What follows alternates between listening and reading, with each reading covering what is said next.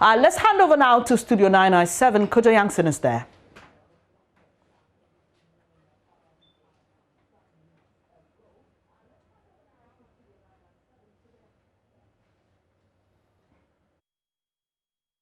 We're continuing to bring you unadulterated coverage from your election headquarters. Apologies, we lost Kojo there. If we have him back, hello, Kojo. Great. Ballot papers were sent out across the nation, and this morning, as we speak, Ghanaians have started to use these papers to exercise their mandate and select who they want to be led by in the next 4 years. 33,000 and more polling stations are the theaters of operation this morning into the afternoon as people turn up in numbers to cast their votes. No polling station in this country has more than 749 people registered there to vote. But we're bringing you every single moment as it unfolds right here on your election headquarters. Don't forget that hashtag, by the way. Keep using it. We are live on all social media as well. So stay with us for the duration. Now, we've got two new guests to excite us and get us interested in all the issues that matter as we break things down on your election headquarters. And it's my pleasure to introduce to you Nansata Yakubu, who, of course, is a development consultant. She is joined by Suleimana Brima, who he's no stranger to the election headquarters. Mr. Brima is the Executive Director of the Media Foundation for West Africa. It's such an honor to have you both with us this morning. Hello and good morning. Excellent. I think I want to start with you, Mr. Brima, because no doubt every 4 years the press is called upon to be the eyes and ears of the nation in a way that is so real as we monitor the election. It's only been a few hours, but how would you say we're doing so far? Well, I think so far so good. We have a very, very vibrant media environment that should, of course, be something that is positive for our democracy.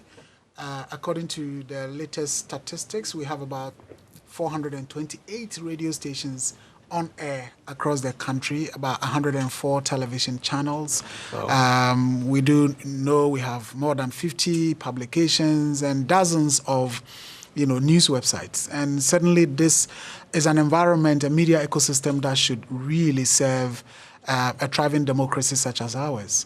Unfortunately, the downside is the phenomenon of who owns these media outlets. And we do have a situation where radio continues to be the most dominant platform in terms of access to information. And that's, understandable because we have a population, a large sections of our population still rely on, audio rather than reading or, understanding what is written.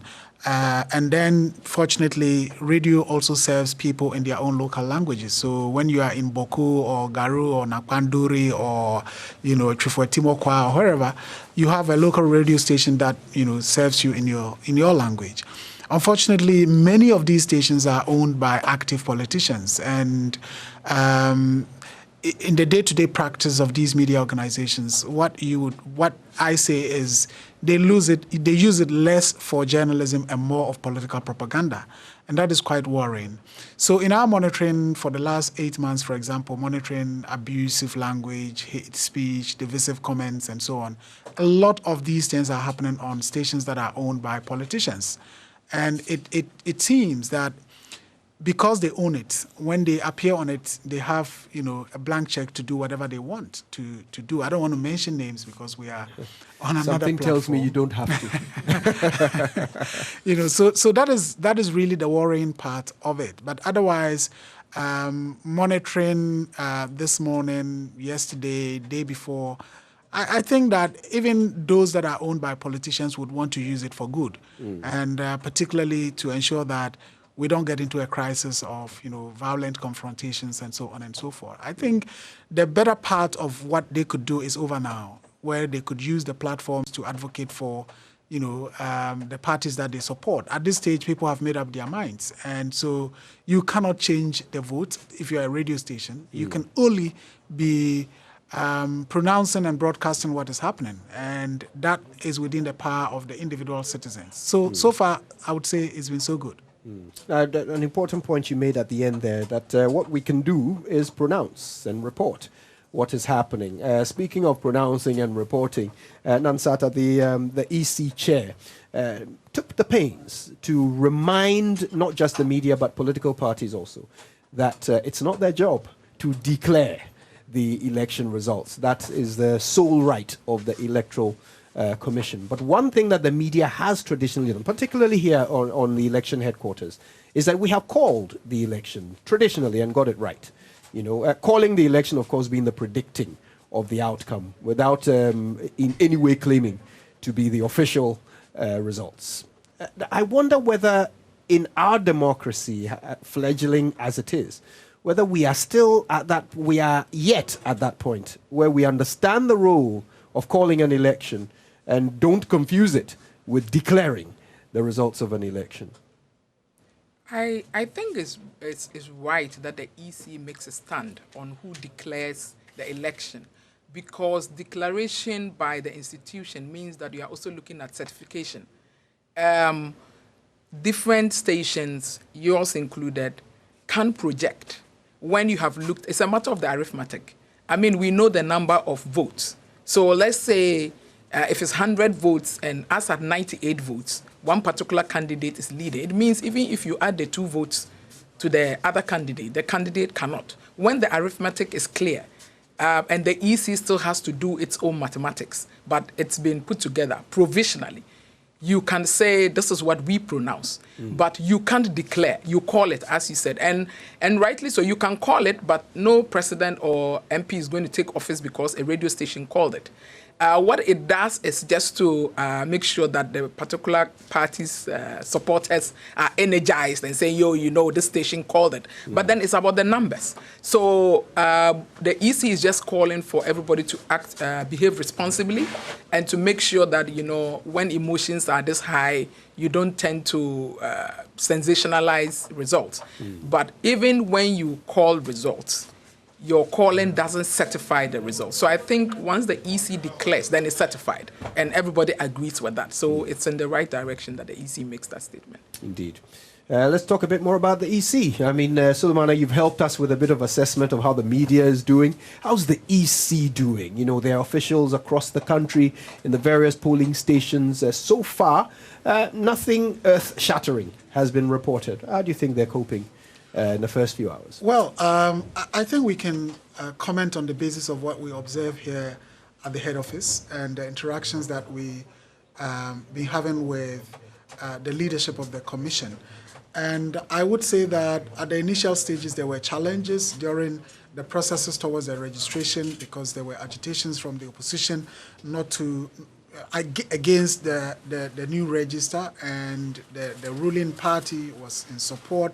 And so that created a bit of public anxiety, public disaffection for the commission, and coupled with the fact that we do have literally a whole new set of commissioners.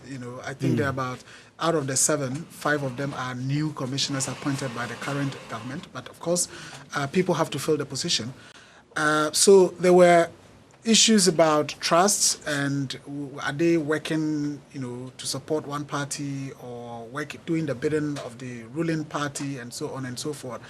I think that was a crisis moment for the EC. They stood their ground.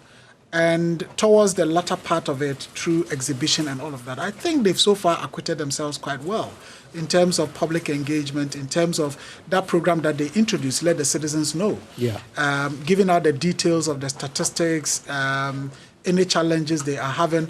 I think they had to also deal with the situation where some machines failed, during verification, because that was one of the things that people who were opposed to the new register raised, that close to the elections, 6 months away from elections, you want to experiment with new devices that you cannot trust. People did analysis and said, well, these machines have been used elsewhere. It appeared to have disappointed on one occasion or the other. I think the EC was firm on its ground to say, no, we want to go ahead. There were challenges during the verification. And then since then, let the public know, engagement by the various directors, deputy commissioners. There have been occasions where some, pronouncement by some officials haven't gone down well in terms of the reputation and the image and the public trust that the people should have for the commission. But so far, I think they've managed to build that level of credibility that is required. They've given assurances about, their readiness. I heard about a week ago the director for elections saying even if elections were to be held on that day, they were ready. They had deployed their materials to the various constituencies, ready to be sent to the polling centers. Of course, this morning I've heard about delays in some polling stations, even here in Accra. So I've been wondering if there could be delays in Accra, what then would happen in the villages and the remote areas, some of which are really difficult to access. The Afram Plains, if you go to the northeastern region, Yagaba Kubori, people call it overseas and so on. I just hope that turns are happening in the way they should happen. But otherwise, I think they've managed to reduce the anxiety, minimize the credibility gap that they had. And of course, they've promised that they hope to be able to pronounce or declare the results within 24 hours. We look forward to that and see how it will go. You are making my work so easy for me. Each of you keeps giving me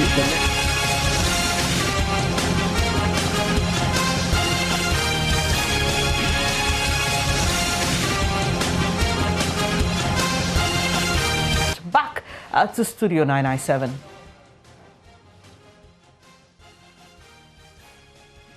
Kind of relationship between the EC and the general public, so to speak, and then you also have them with the political parties.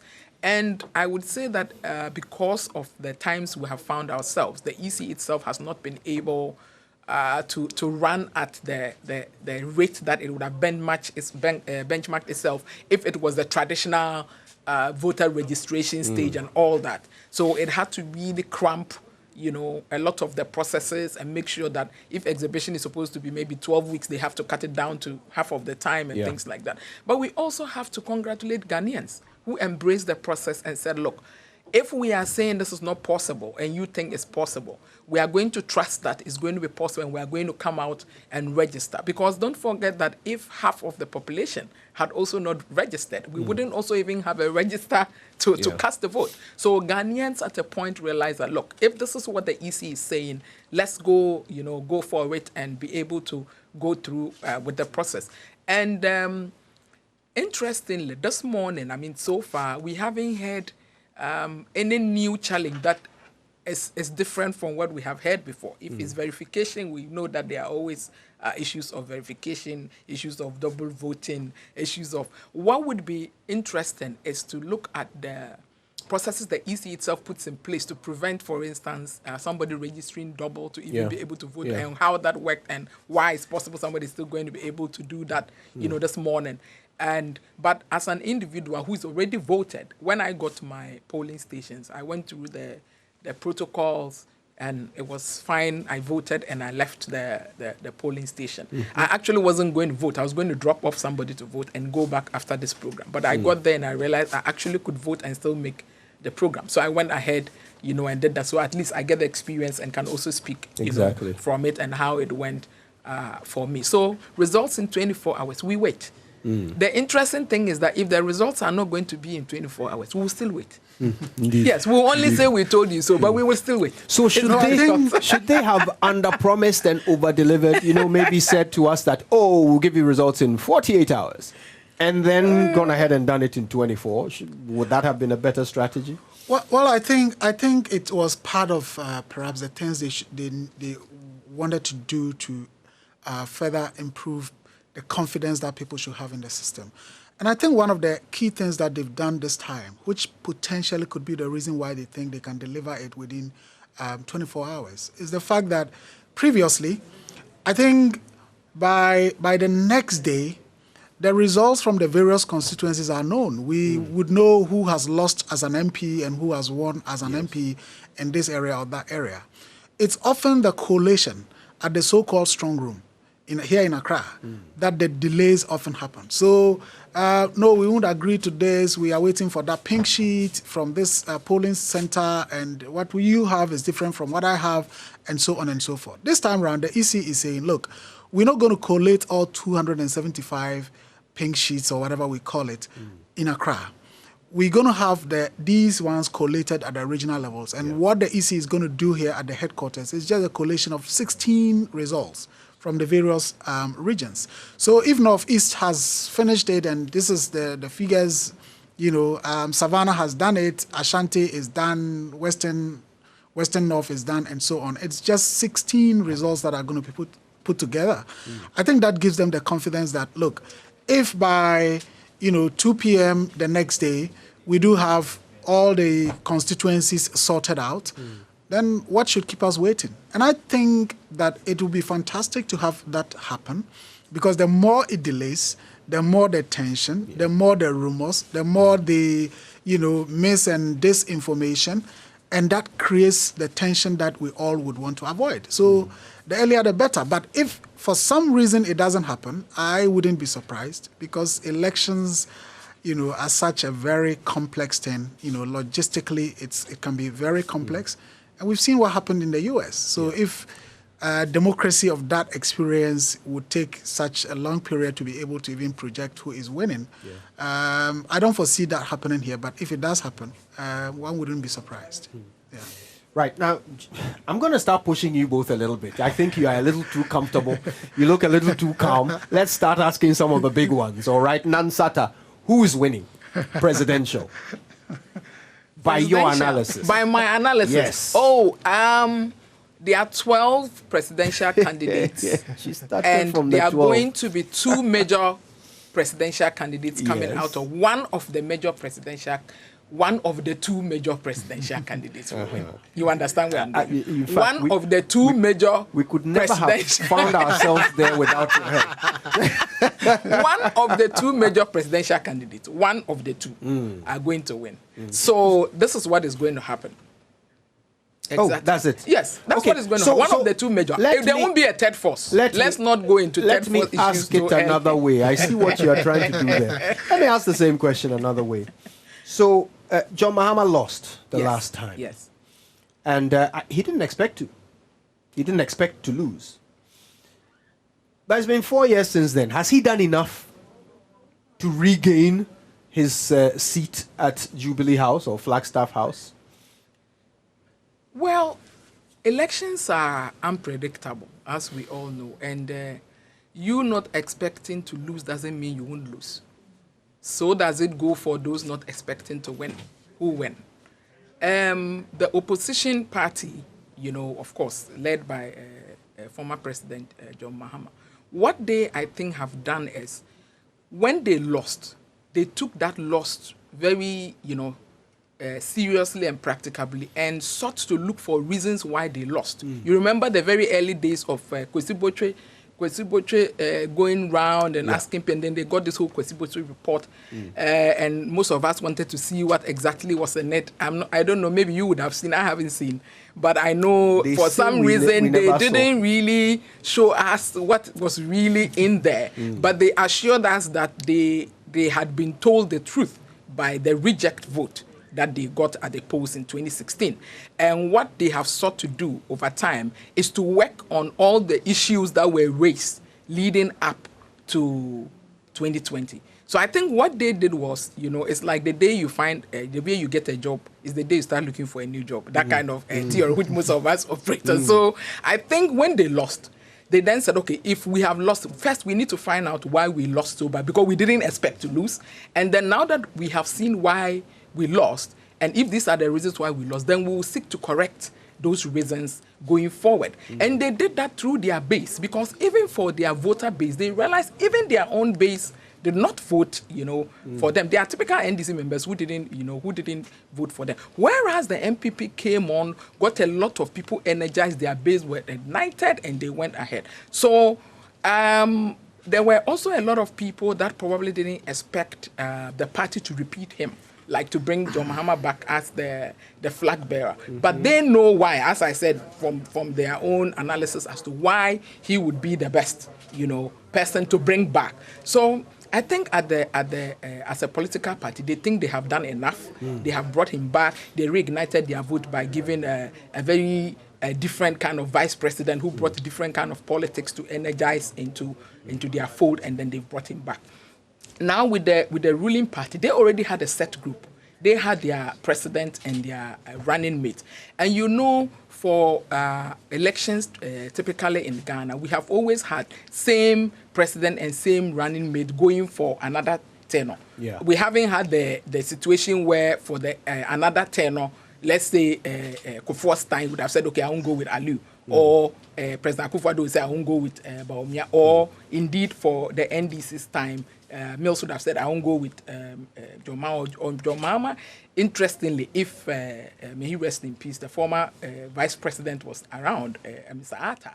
We'll be taking you shortly back to Studio 997 with Kojo and his guest, Dr. Nansata Yakubu and Suleiman Ibrahim of the Media Foundation for West Africa.